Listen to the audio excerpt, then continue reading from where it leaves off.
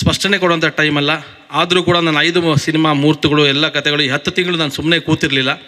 ಮಾಡಿದ್ರೆ ಬೇರೆ ಥರ ಮಾಡಬೇಕು. ಕೈ ಹಾಕಿದ್ರೆ ಲೈಟ್ ಕಂಬಕ್ಕೆ ಹೊಡಿಬಾರ್ದು, ಕಲ್ಲು ಹೊಡೆದ್ರೆ ಚಂದ್ರಲೋಕಕ್ಕೆ ಕೈ ಹೊಡಿಬೇಕು ಅನ್ನೋದು, ಕಲ್ಲು ಹೊಡಿಬೇಕು ಅನ್ನೋದು. ನಾನು ಅಂದರೆ ಹಾರ್ಡ್ ವರ್ಕ್ ಮಾಡಬೇಕು. ಚಂದ್ರಲೋಕ ಕಡಿಯೋಕ್ಕೆ ಎಲ್ಲಾಗುತ್ತೆ, ಹಾರ್ಡ್ ವರ್ಕ್ ಮಾಡಬೇಕು. ಇವತ್ತು ಇಂಡಿಯಾ ಚಂದ್ರನ ಮೇಲೆ ನಾವು ಲ್ಯಾಂಡ್ ಮಾಡಿದ್ವಿ ರೋವರ್ನ. ನಾನು ಅದೇ ರೀತಿ ಪ್ರಯತ್ನ ಪಟ್ಟೆ. ಕನ್ನಡದಲ್ಲಿ ಒಬ್ಬರು ಪ್ರಯತ್ನ ಪಟ್ಟರು, ಯಾರು ಅಮೇರಿಕಾದವ್ರು ಪ್ರಯತ್ನ ಪಟ್ಟರು ಅಂತ ಇಂಡಿಯನ್ಸ್ ಪ್ರಯತ್ನ ಪಡಬಾರ್ದ? ನಾನೂ ಪ್ರಯತ್ನ ಪಟ್ಟೆ ನನ್ನದೇ ಹಣದಿಂದ. ಲ್ಯಾಂಡಿಂಗ್ ವೇಳೆ ಚಿಕ್ಕ ಕ್ರ್ಯಾಶ್ ಆಗಿದೆ ಅಷ್ಟೇ, not a failure, crash, but that is a route. Chandrayaan through success ಆಯ್ತಲ್ಲ, that is called RC studios. 5 cinema ಬರುತ್ತೆ. ಸಿನಿಮಾಗಳು ಬಂದಂಗೆಲ್ಲ NM ಸುರೇಶ್ ಅಣ್ಣ ಹೇಳ್ದಂಗೆ ಇಂಡಸ್ಟ್ರಿಗೆ ಒಳ್ಳೇದ್ರಿ, ನಮಗಲ್ಲ. ನಾನು ಗೌಡ್ರ ಜೊತೆ ಸೇರಿಬಿಟ್ಟು ಗೌಡ್ರೆ ನಾನು ರಿಯಲ್ ಎಸ್ಟೇಟ್ ಬರ್ತೀನಿ, 100 ಎಕರೆ ಲೇಔಟ್ ಮಾಡೋಣ ಅನ್ಬೋದು. ಅದಲ್ಲ, ದೇವ್ರು ನಮ್ಮ ತಂದೆ ಇಲ್ಲಿ ಹಾಕಿದ್ದಾರೆ, ನೀನು ಇಲ್ಲಿ ಇರು ಅಂತ. ಒಂದು ಸಿನಿಮಾ ಮಾಡಿದ್ರೆ ಅದು 1 ಕೋಟಿದಾಗಲಿ 100 ಕೋಟಿದಾಗಲಿ ಅದು ಇಂಡಸ್ಟ್ರಿ ಎಲ್ಲರೂ ಊಟ ಮಾಡ್ತಾರೆ, ಎಲ್ಲರೂ. ಸೊ ಹಾಗಾಗಿ ನಾವು ಇಂಡಸ್ಟ್ರಿನ ಗೌರವಿಸೋಣ. ನಾನು ಈ ಒಂದು ಸಂದರ್ಭದಲ್ಲಿ ನಮ್ಮ ಅಣ್ಣ ಯಾರಿಗೋ ಮೊನ್ನೆ ಒಂದು ಚಿಕ್ಕ ಫೋನ್ ಮಾಡಿದ್ರು, ಅವ್ರ ಹೆಸರನ್ನ ಹೇಳಲ್ಲ. ಅಣ್ಣ ನನಗೆ ಯಾವಾಗಲೂ ನಾನು ಒಳ್ಳೇದೇ ಮಾಡಿದ್ರು ನಮ್ಮ ರೇವಣ್ ಸಾಹೇಬರು ನನ್ನನ್ನು ಕರೆದು ಅಪ್ರಿಷಿಯೇಟ್ ಮಾಡ್ತಾರೆ. ತಪ್ಪು ನಡೆದಾಗ ಏನೋ ಹಿಂಗಂತ ಇದ್ದಾರೆ, ಏನೋ ಇದು ಅಂತಾರೆ.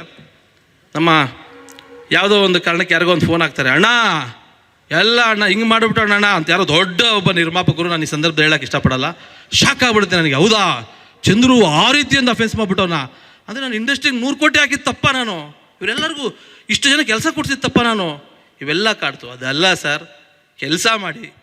ಯಾಕಂದರೆ ನಾನು ಯಾರನ್ನೂ ಹರ್ಟ್ ಮಾಡಲ್ಲ, ಪಾಸಿಟಿವ್ ಆಗಿ ನುಗ್ಗೋ, ನಾನು ಪಾಸಿಟಿವ್ ಆಗಿ ಕೆಲಸ ಮಾಡೋ ನಾನು. ಎಲ್ಲರೂ ನಾವು ಇಂಡಸ್ಟ್ರಿ ಸರ್ ಎಲ್ಲಿದೆ ಗೊತ್ತಾ, ಒಳ್ಳೊಳ್ಳೆ ಸಿನಿಮಾ ಮಾಡಿದ್ರೆ ನಾವು ಕೆಳಗೆ ಬೀಳ್ತಿದ್ದೀವಿ. ಒಳ್ಳೊಳ್ಳೆ ಸಿನಿಮಾ ಮಾಡೋಣ, ಮಾಡಿ ಸಿನಿಮಾ ಎಲ್ಲ ಒಳ್ಳೆ ದೊಡ್ಡ ಹಿಟ್ ಆಗಲ್ಲ.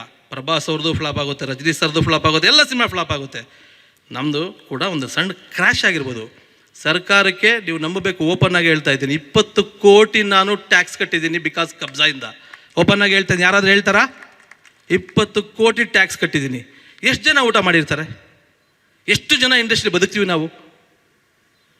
ಸೊ ಇದನ್ನೆಲ್ಲ ಮನಗಾಣಬೇಕು. ಬಾಯಿಗಿದೆ ಅಂತೇಳಿ ಮಾತಾಡಿದ್ರೆ ಸಿನಿಮಾ RC ಸ್ಟುಡಿಯೋ ಆಗಲ್ಲ. ಅದರಿಂದ ನಾನೊಬ್ಬ ಇಲ್ಲ, ಒಂದು ಟೀಮ್ ಇದೆ, ಒಂದು ಶಕ್ತಿ ಇದೆ, ಎಲ್ಲರೂ ಸೇರಬೇಕು, ಎಲ್ರಿಗೂ ಇರುತ್ತೆ ಇದು. ಇದನ್ನು ನಾನು ಯಾರನ್ನೂ ಡಿಗ್ರೇಡ್ ಮಾಡೋಕ್ಕೆ ಮಾತಾಡಲ್ಲ ಅಥವಾ ಇನ್ನೇನು ಮಾಡಲ್ಲ. ಒಂದು ಪಾಸಿಟಿವಿಟಿ ಇರೋಣ. ಇಂಡಸ್ಟ್ರಿನ ಇವತ್ತು ಉಳಿಸ್ಕೊಳ್ಬೇಕಾಗಿರ್ತಕ್ಕಂಥ ಅನಿವಾರ್ಯತೆ ಇದೆ. ಚಂದ್ರುಯಿಂದನೋ ಇನ್ನೊಬ್ಬ ಡೈರೆಕ್ಟ್ರಿಂದನೋ ಇನ್ನೊಬ್ಬ ಪ್ರೊಡ್ಯೂಸರಿಂದನೋ ಏನೇನೋ ಆಗ್ತಿಲ್ಲ. ಸಬ್ಸ್ಕ್ರೈಬ್ ಇಲ್ಲ, ಕನ್ನಡ ಸಿನಿಮಾಗಳು ನೋಡ್ತಿಲ್ಲ, ತಪ್ಪು ನಮ್ಮದು. ಕನ್ನಡ ಸಿನಿಮಾಗಳು ನೋಡೋ ರೀತಿ ನಾವು ಮಾಡಬೇಕು ಅಂದರೆ ಒಳ್ಳೆ ಸಿನಿಮಾ ಮಾಡಬೇಕು, ಕನ್ನಡಿಗರು ಕನ್ನಡ ಸಿನಿಮಾಗಳನ್ನ ನೋಡಬೇಕು. ಅದು ಯಾರಿಂದ ಸಾಧ್ಯ? ಮಾಡೋಣ, ಇದೇ ಸಿನಿಮಾ ಮಾಡೋಣ, ಎಲ್ಲರಿಗೂ ತಾಕತ್ತಿದೆ.